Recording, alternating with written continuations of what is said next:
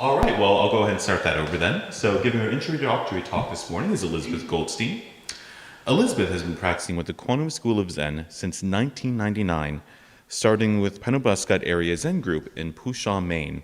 She took Dharma teacher training precepts in the fall of 2020 with Zen Master Soeng Hyang as her guiding teacher. Currently, she is a member of the Providence Zen Center and the online Sangha. She lives in Burlington, Vermont with her husband Ivan, their daughter Mirabelle, and 3 dogs, 3 cats, and 1 dwarf hamster. Elizabeth is a clinical psychologist in private practice in Burlington. She maintains a home Zen practice with the support of the online Sangha and makes it down to Providence Zen Center for retreats and Sangha weekends when she can. And then answering questions this morning is going to be Tony Sager. Tony is a Bodhisattva teacher here in our Sangha. He began practicing with Daesun Sanim in 1978 while in college at Brown University. He lived and worked here at the Providence Zen Center for some years and ordained with Daesun Sanim in 1986. He had been a monk for 21 years.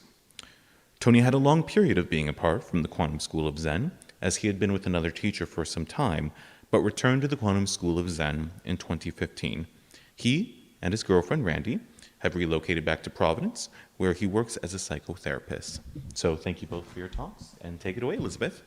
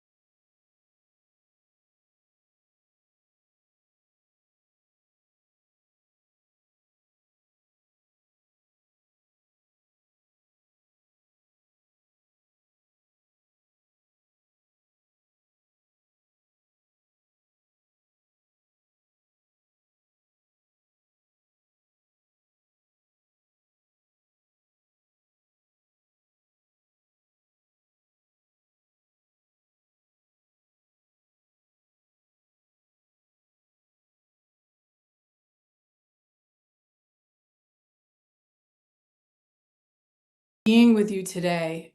And I found myself thinking, well, you know, if I was a better Dharma teacher or Dharma teacher in training, I'm a Dharma teacher in training. If I was a better Dharma teacher in training, I would have driven down there to the Zen Center to give the Dharma talk today. I guess I'm talk that I started practicing when I started graduate school to become a clinical psychologist. And I knew I wanted to do Zen practice. I liked the idea of the focus on meditation practice in Zen, and that's what drew me to it. I didn't know anything about the Quantum School of Zen, and I was told by Marilyn Pettit, who was the teacher for the group that I found, that the primary teaching point for the Quantum School of Zen is only don't know. And at the time, I thought, well, that seems perfect, given that I'm embarking on this educational endeavor of cramming my brain full of as much knowledge as possible. It seems like a good idea to balance it out with only don't know.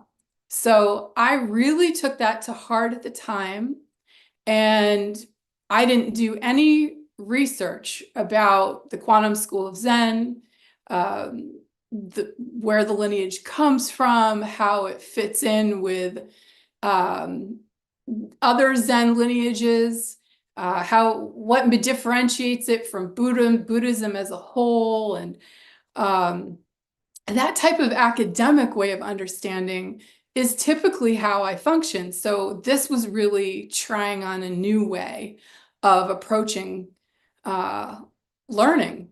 I actually didn't even at the beginning, really think that I was learning anything. I didn't think I was supposed to be learning anything. I was only don't know, and practicing, sitting there on the cushion and practicing. I came to weekly sittings, for the 4 years I was in graduate school. I did a couple of day-long retreats, and I kept my understanding to the Heart Sutra, and then the little the lines that would be read to us at the end of our sitting practice sessions. So, a quote by Sung San or something like that, like they do at Providence Zen Center too. So, so I just kept my head down, practiced. I knew that's what I wanted to do. I could feel it helping. I was shocked by what was showing up on the cushion. I remember in those early days sitting there in this room full of people, at one point feeling really anxious and thinking, oh my God, everyone is thinking something bad about me. And I thought, I'm a clinical psychologist in training. That's crazy. How could I be thinking that sitting here on this cushion? It doesn't make any sense. And I was really amazed at what could come out of my brain from just sitting there on the cushion week after week and noticing what changed. Really, the squirrely nature of my brain seemed pretty constant week to week. Maybe the people in the group changed. The chants didn't change. The chants were the same. So at some point, Marilyn suggested that I go down to Providence Zen Center for Kilche. She told me it would be fun. I should go. It would be fun. I should do my spring break Kilche. So it, true to don't know form, I didn't question it. I signed up for my spring break week. It was the only week I could possibly do it. This was the days before everything was on the internet, so I didn't have much information about it. As I was gassing up my car to drive down there from Maine, I lived in Maine at the time, I looked at the schedule, which I had printed out, and that's the first time I saw 4:30 in the morning. 4:30 in the morning. I thought there is absolutely no way I can do 4:30 in the morning. I should just skip this and go to a hotel and just sleep for a week, which is probably really what I needed. So I didn't do that because I paid for my retreat, and I was a very poor graduate student at the time. And so I thought, I don't know if they'll give me my money back. I don't actually have the money to do anything else. I barely had gas money to get down there. So I decided to go, and so I went, and it turns out I learned in the introductory talk that where they teach you how to do things when you go to Kilche, that I showed up for intensive week. So I know there's a lot of new people here. Kilche is a long retreat, a 3-month retreat in the winter, and then a one month long retreat in the summer.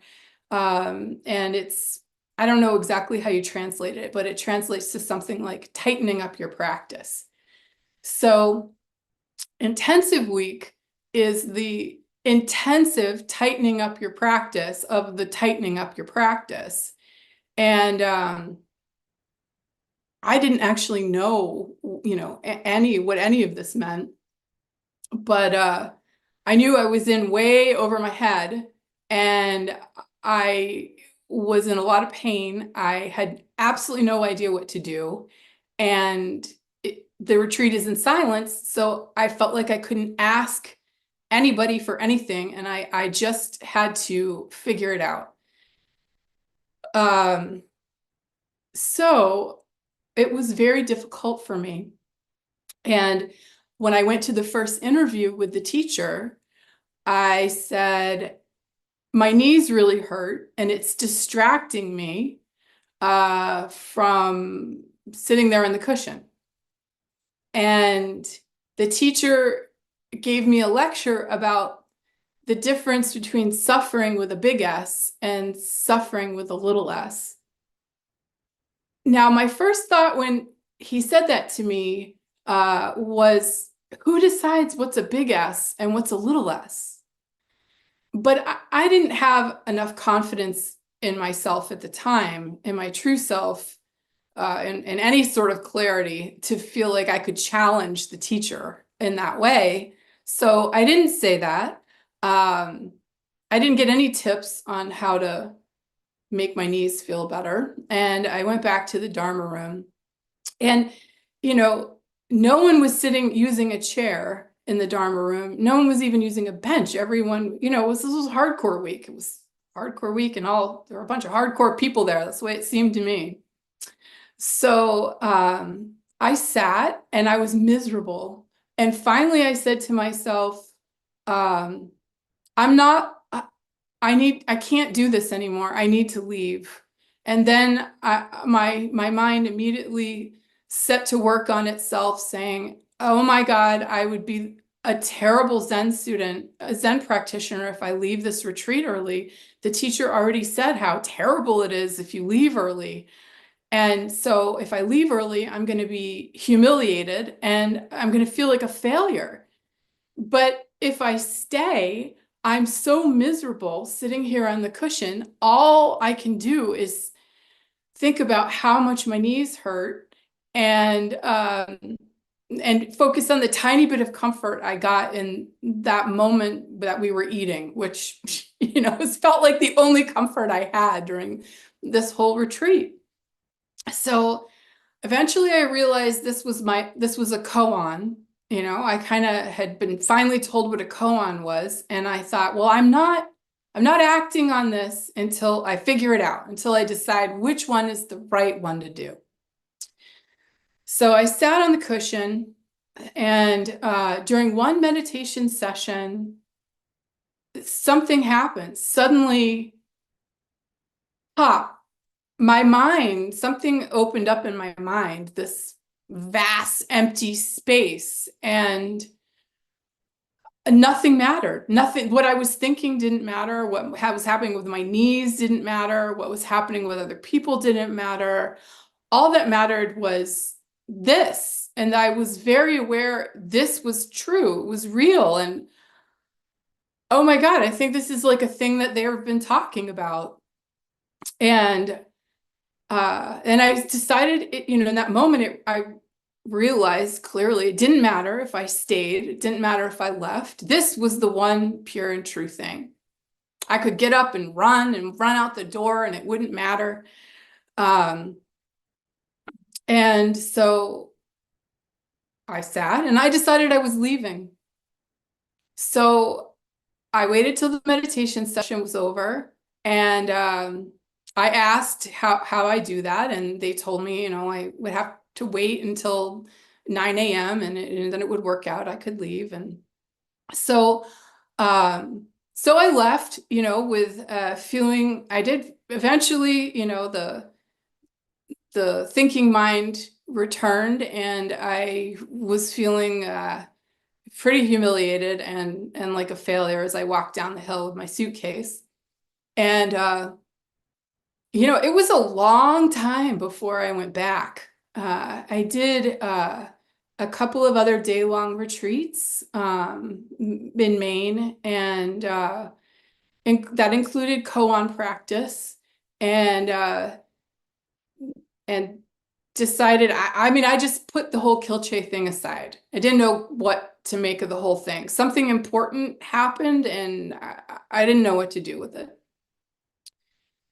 But I was also hooked on our practice, like that was something special that happened. I never told anyone about that. I didn't know even that it was what it was or what to call it, because I hadn't read anything, or I didn't really even have a teacher at the time. And so I continued with my weekly practice and eventually met someone who I wanted to be my teacher, and that's Bobby. And so decided that I needed to come back down to the Zen Center many years later and learn more about what this was all about.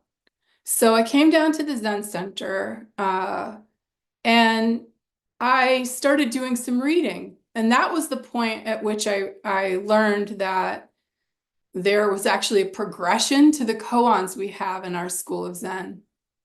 And that really, I didn't know that at the time. I didn't know that before then because I hadn't done any instructions. It hadn't even asked. I just went into koan interviews and answered the best I could. And now that I knew there was a progression to these koans, then my thinking mind could really take over. And I realized I needed to be good at these koans in order to answer all of the koans and be a good Zen practitioner. And eventually, eventually I felt like I needed to be a good Zen student once I decided to take Bodhisattva vows. And then I thought, geez, there's really something I'm supposed to be doing here. So it took me many years of, I would say a lot of neurotic creating my own hell that Zen Master Soeng Hyang talks about, checking my practice and feeling like I was falling short. If I was doing it better, then I would have answered that koan, or I'd be doing this better, and I'd be healthier. I had an illness in there, and I thought the only way I'm going to get better is if I am a good Zen student. And it took my mind a lot of years and a lot of practice and a lot of teaching, compassionate, gentle teaching from my teacher to finally get it through my mind that when the Heart's Truth just says there's nothing to attain, it means there's nothing to attain.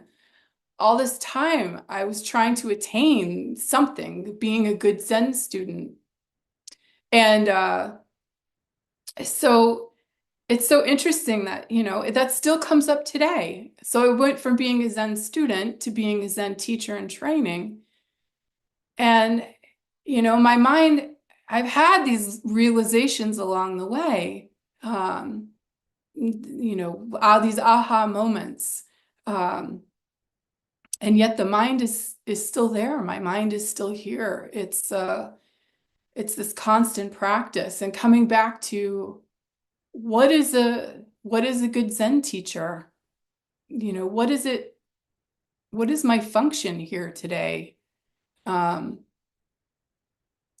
can't even see all of you right now. I have faith that you're all there, and my hope is that some of my words today have helped inspire you to have confidence in your true self.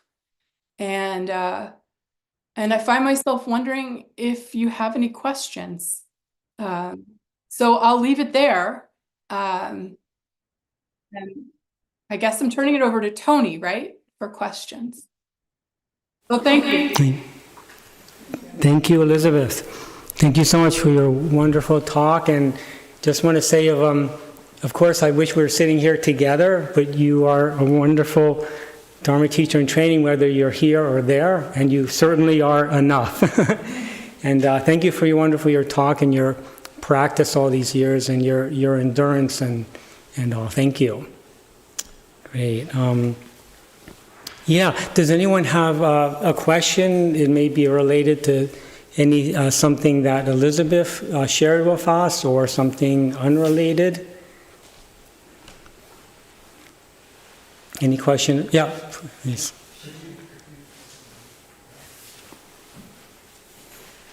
So I really enjoyed your talk, and I'm new to the Providence Zen Center. I'm not really new to to meditation. I'm going to practice this kind of off and on. Can you talk a little bit about what Kwan is? Sure. Because I'm just not sure at this point. Okay, thank you. And what's your name? I'm Chris. Chris, okay. Well, welcome. Thank you for coming. So Kangan practice is, Kangans are these, we call them cases. And there's some thousands of traditional ones. There's one collection is the Blue Cliff Record, another collection is the Mumun Khan, and there are others too. And Kangans are being created all the time.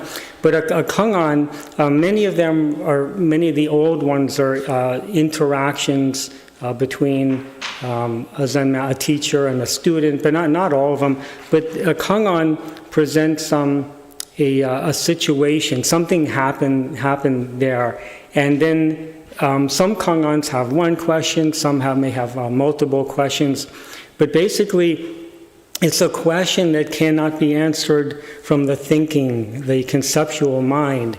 And so it's a very great, very profound practice that helps us to cultivate our before thinking mind.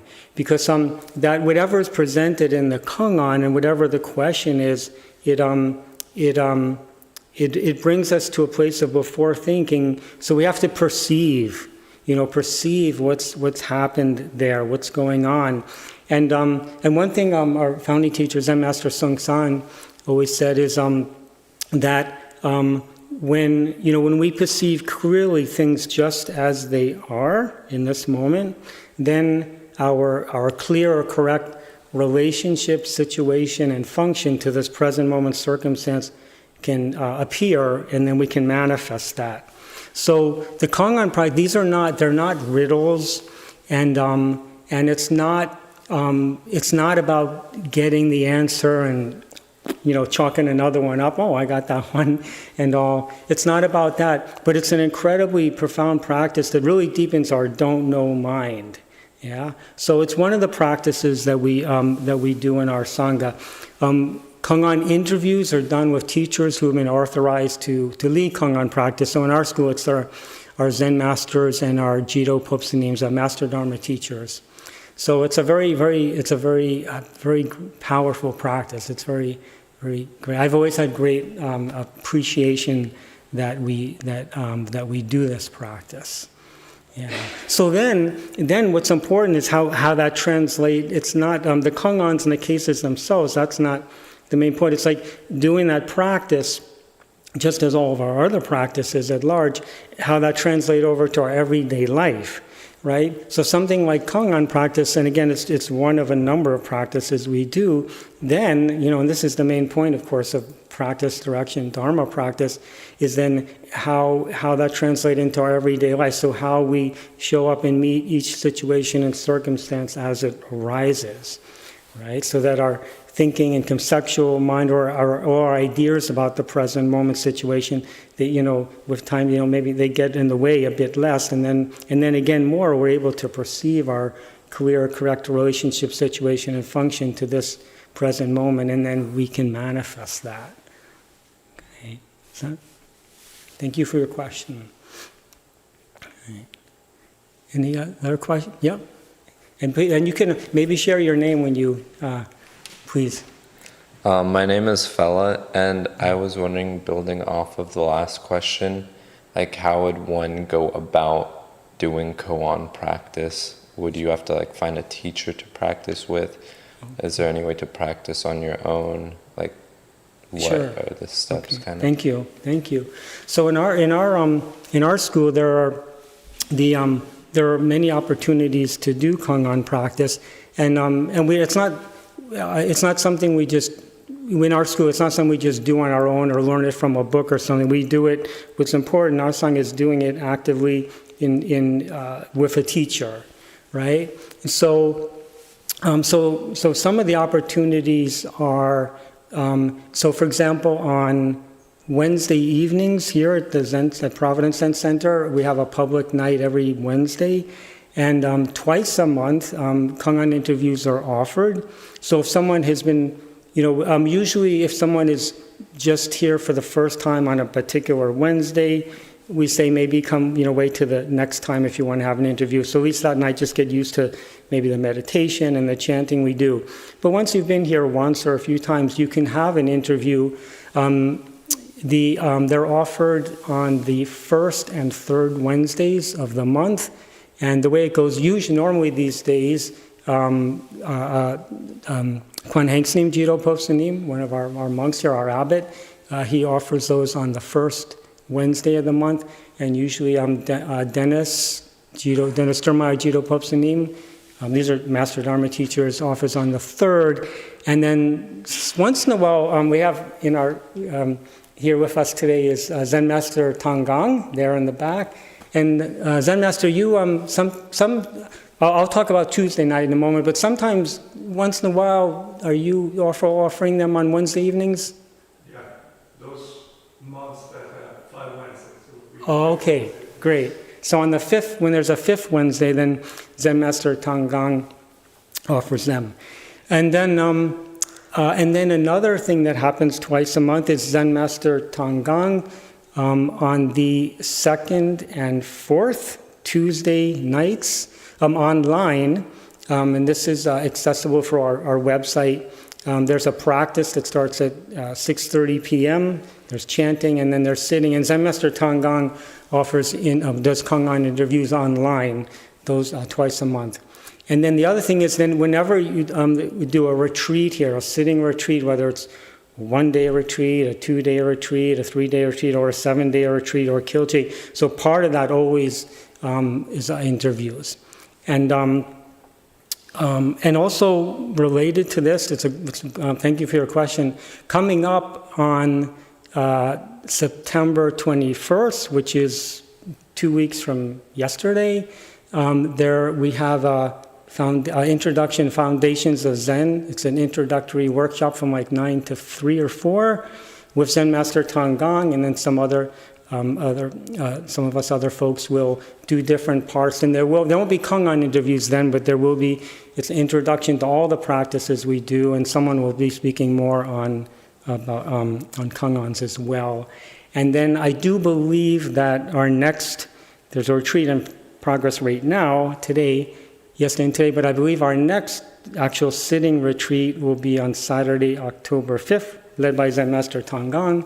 And then that, is an opportunity to be introduced to Kangan practice if you don't do something before. But so many opportunities. And in addition to that, I'll just say I'm online. All our Zen centers here in North America and in all the other parts of the world, Europe, Asia, have practices online. And there's different opportunities online when other teachers are giving Kangan interviews and all. But locally here, this is pretty much lays it out, I think. Yeah, great. You're welcome. Welcome. Great. Any other questions?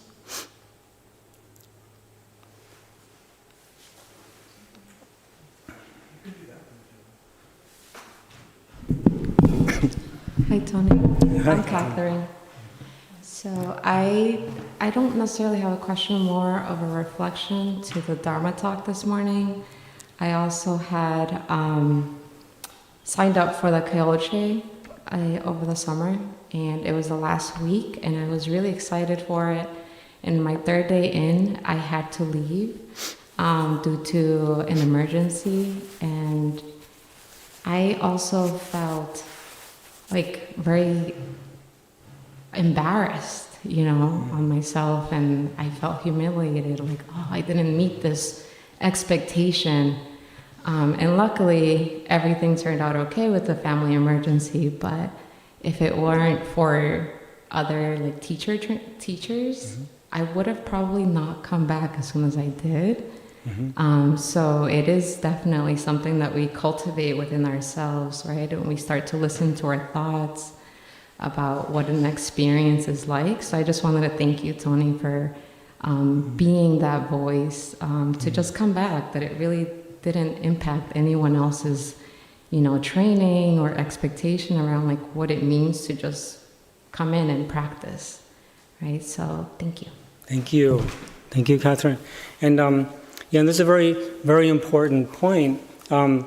sometimes as you just shared, and Elizabeth, as you shared, when you left Kilche, there was an experience of humility, maybe embarrassment, and sometimes that happens, and particularly when we're newer to a practice, and wow, jumping in so early. I know you haven't been coming here long, and you had signed up for, I think, 2 weeks of Kilche, if I remember right, 2 of the 4. That's a lot. And Elizabeth, you signing up for that whole week, and then it turned out the week that was the intensive week, which is really intense, and so it didn't work out that you finished that. So you had that experience, right? And that's okay. That's understandable, and that's great teaching. In our practice means everything is our teaching, and our greatest teachings are our actual experience, right? And of course other ways of teaching, the Dharma talk, the teaching we receive from our teachers and practice, and then in our experience. But our experiences are great teaching. And so sometimes, there's something that happens, maybe we don't complete a retreat or something like that. But then that's great teaching, this sense of like humility or I failed or something, and it's not about failure. It's not about that. But then how do we use that in practice? And then most important is, no matter what arises and what experience we have, is trusting practice, right? When we come to that point of trusting our practice and knowing how much this is helping my life, then just trusting that, and then just doing our best. And most important is consistent practice. And so, you had that experience, but you're here, and Elizabeth, you had that experience, and you came back, and so how wonderful. And it's all part of the practice. And so those experiences, when we don't just stay in beating ourselves up about them or whatever, but just let it be and digest it and accept it, then that's part of our practice, and that's deepening our practice too. And then next time, maybe next time I can do the 7 days of Kilche or whatever it is. Yeah. So most important is not to hold on to. Sometimes something happens or we did something, we feel bad about it, and that's teaching, seeing that. But if we hold on to that and we just beat ourselves up about it, that's attachment to I, this I, my, me. That's another form of attachment to the self and all. So, okay, let it go. And then, all right, now, then what's now? What's next? So, great. And practicing, most important is to practice and just trust it. We're not doing anything outside of ourselves when we're practicing, right? And it's not... and just knowing that the practice, we just do it, and it'll take care of itself. Yeah. Good. Are there any other questions? Tony, I have a question. I did want to say, and I apologize for that. I just wanted to say hello and thank you everyone online who's with us today. Apologize that I didn't say that at the beginning. No problem. I feel welcome. Thank you, Edith. My name is Edith. Tony, why? I've practiced many years, and it's in a way, it seems to get more intense. Why is it so difficult? I think the self-criticism, not being satisfied with the self, I can leave other people alone. But why is that so difficult? Yeah, and what can I do about it? I can barely turn around. I'm always like, why did I do it that way? It's just terrible. And it seems to be getting worse. So Edith, what are you doing right now? Right now, I'm listening to you on Zoom. Okay. Is that difficult or easy? Just listening. I hear you. Okay, great. Well, keep that in mind. Yeah. So, Daesan Slim, he always said, around practice, if we make it difficult, then it's difficult. If we make it easy, and then it's easy. If we don't make anything, it's just this, just sitting. Sitting time, sit. Maybe there's a pain in the leg. oh, my leg hurts or my back hurts. Maybe if it's too intense, I stand up for a little bit, relieve it. Okay, it's just this.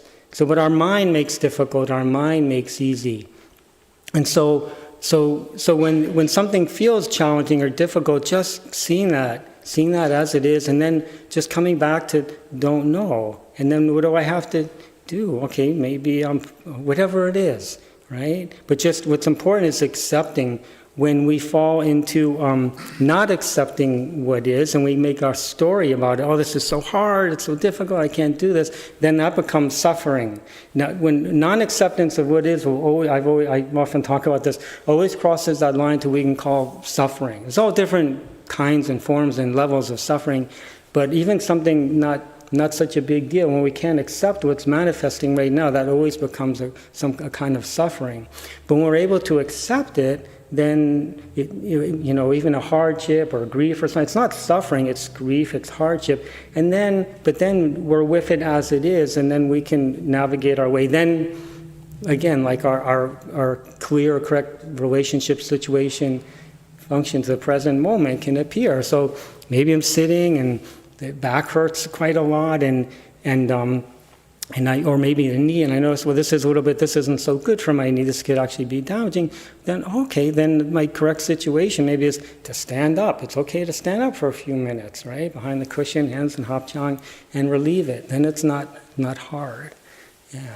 So coming back to don't know, right? Coming back to just this. Then we're able to more and more to be with things just as they are. And then we don't get caught by difficult or easy or whatever. It just is.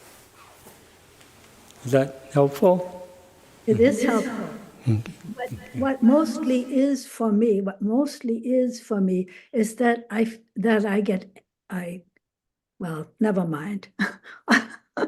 Okay. Or if you say never mind it, or if it's already gone, then okay. No. But I don't want you to say never mind that you can't ask. But if you don't need to ask. Yeah. No, I have to think about it myself a little bit more. Fair enough. Thank you, Tony. Thank you, Edith. Thank you. Nice to see you. I have another question. Yes. Somebody wrote something. Okay, Larry says, we are conditioned by the world from the moment we are born.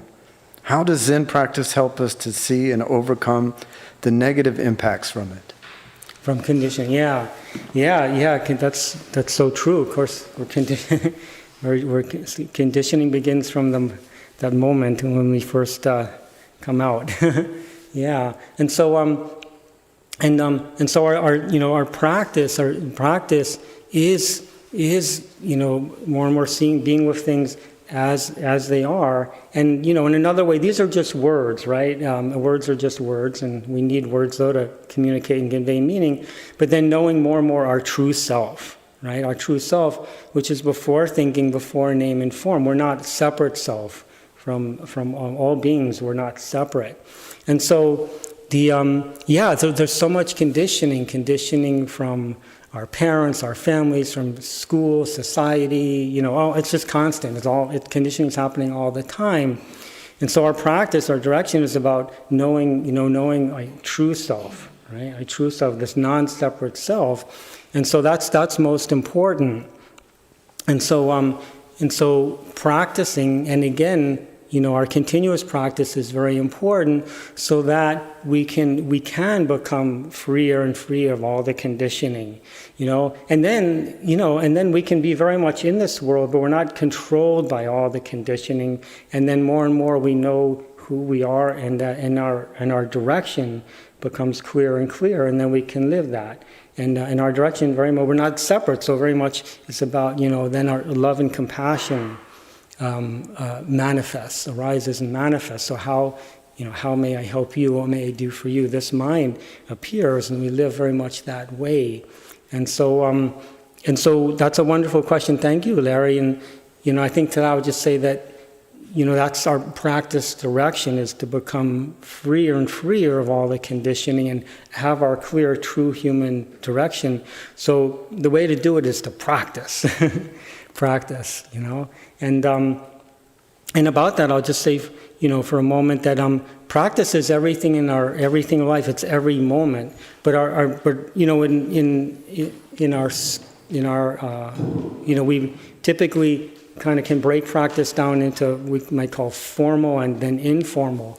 And so our formal practice is like our formal meditation. In our Sangha, we have our formal practices are sitting meditation, walking meditation, chanting meditation, and our Kongan practice with our teachers.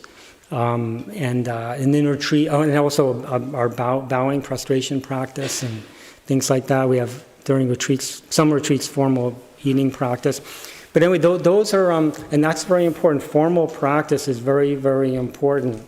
And because, formal practice is like time out from our everyday life and all the busy stuff we do and all the things that we are subject to that for which conditioning appears all the time, So it's a break from talking, from interacting with others, from the internet and everything. And so when we engage in a formal practice, whatever that is, at that moment, it's just oneself and one's own mind. So something very deep and transformative is happening there.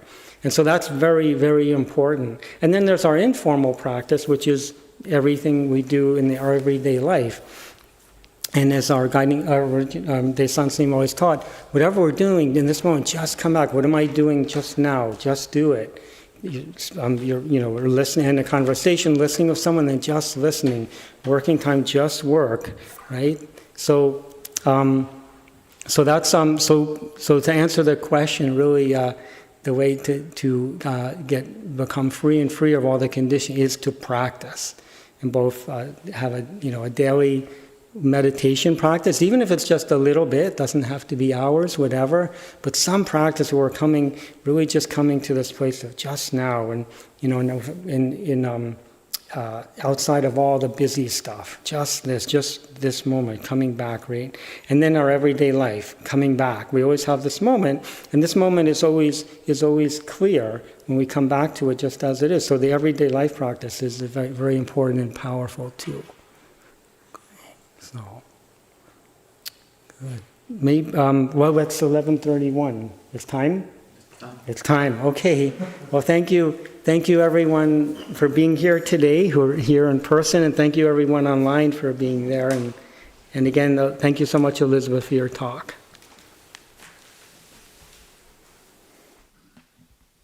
So, thank you both again. Just a couple of announcements to wind us down. First, we have a couple of events coming up. The first is going to be a town hall here September 15th at 12:45. This is going to be in person or on Zoom, and this will be an opportunity for you to come and share your interests, concerns, and thoughts about the future in the Zen Center, and to be able to kind of talk and engage in that conversation. So we invite you all to attend that. For those coming in person, we'll have a pizza lunch right after the Dharma talk. So if you don't have any opinions, come for pizza. Apart from that, we'll have a Form to Formless with Father Tiso. This will be Friday, September 13th, and you can RSVP online, and any direct questions can go to Zen Master Tengong there in the back. Is that a retreat, Zen Master? What is Form to Formlessness? It's a talk? Okay, we'll be having a talk then on Friday, September 13th. In terms of retreats, our next one is going to be a one-day retreat with Zen Master Tengong. This will be Saturday, October 5th, and you can register online at providencezen.org. As the summer is starting to wind down, we still have some wonderful organic vegetables for you, so please feel free to visit our little organic farm stand over there. This is available Friday through Sunday afternoon, 12 through 6, and we're going to keep it open until October 5th. And of course, you can head out there today as well. On Wednesdays, we have a vegetarian dinner at 5:30 as well as practice. So if you want to combine Wednesday and engage with the Sangha, you're welcome to do so. And wow, they really made the announcements very long. This is a lot of information to give to you guys. I'm going to need to have a word with them about this. Let me get to the important bits.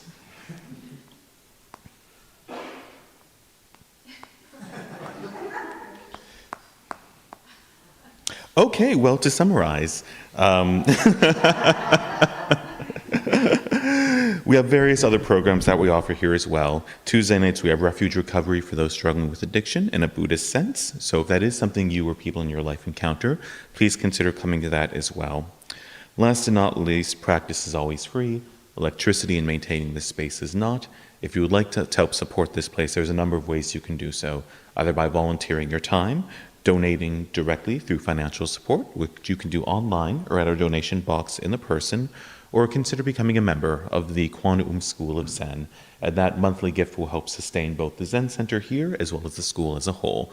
So I hope that you all have a wonderful rest of your day and this nice, cool weather that we're having. Thank you.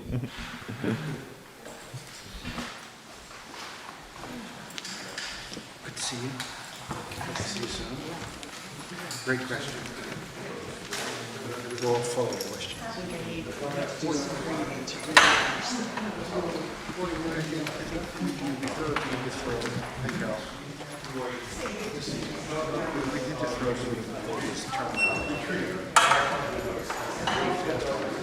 I would say it's critical sometimes.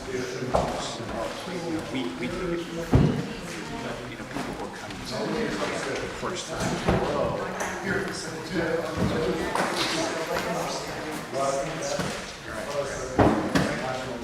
These are some of the culture that we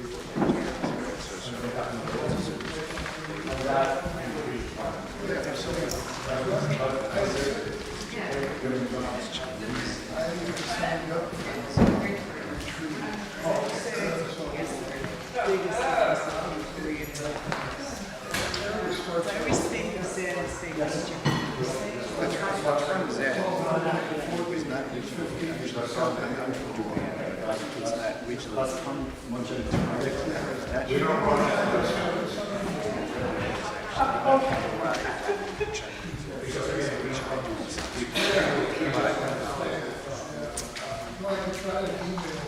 you know, as I travel from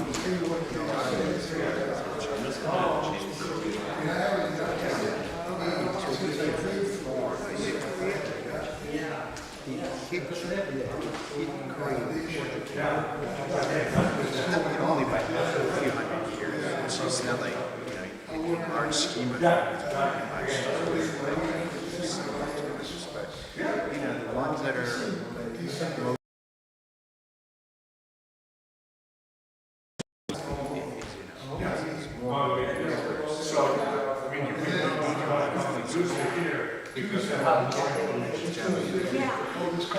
they do which is like sitting in the cold, like sitting on the water. We don't do that. And also, I think you as a monk or as a monk, you're not, you know, if you're not ordained, you can't be married. You're not really so don't forget to go check out this is sort of kind of The farm stand, fresh vegetables. you know, Fresh vegetables. We grow Korean Zen is probably more true fresh as it can be. pure No pesticides. Really primitive earlier forms rather than, you know, more the intellectualized. As always, thank you, Steve. There's something, you know, I would say 90% the same. Koan practice. So the Elizabeth would say Kwan, that's a Japanese term. Hyang is a Korean And term. that It's the same. confusing It's the it's same. like some, Yeah. what's the spelling of this word? It's Well, Koan literally means in Japanese public announcement. But it's sort of like, it has an interesting meaning to it. But it's basically, you know, the Koan, you know, the whole idea is, you know, it's usually the interaction between the teacher and the student. So I have a guiding teacher. Typically, when you actually take a precept, you sort of have a guiding teacher. Right? So my guiding teacher, and I used to come more often on Wednesday night public dinners. Yeah. So we eat dinner, we do the chanting, we do all that sitting meditation, and you sign up to have an interview with your teacher that day. I want to make it for Wednesday, but right Or now. Tuesdays, you know, or Tuesday. But I'm so burned out on online stuff. I did most of my degree online, Right, it's like, right. that was not the experience on this. Yeah, I mean, But I just would making say, it from Cranston through the traffic to here at 5 o'clock, yeah. you know, but it. But you can also, well, you can also request a special, special one-on-one with any of the teachers. We'll be happy. So in terms of the hierarchy and who they are. So when you're a Zen master, you are literally are given permission to do all sorts of things. You're the basically the teacher. So before that, there's something called JDPSN. It's JDPSN. That's you see those acronyms all the time. JDPSN. That's basically you're not a step below the Zen master, but you actually are really deepening practice. You have been authorized to teach stuff like that. So my teacher is a JDPSN, not a Zen master. I mean, for all practical purpose, from where I stand, they're really about the same. Okay. They have years of experience. They've been teaching this. They can relate to you, human terms, anything else. So whoever you feel most compatible. Right. I would say not intellectual, but the energy. If you have the good energy with that, with a guiding teacher, Right. I would basically maintain that relationship. My guiding teacher, she actually has moved to Lauderdale, Maine. So our interaction is immediate. Yeah. She occasionally comes here on events. Right. I mean, this Zen Center is this headquarters, so there's a lot of activities here. So that's interesting that there are people who are living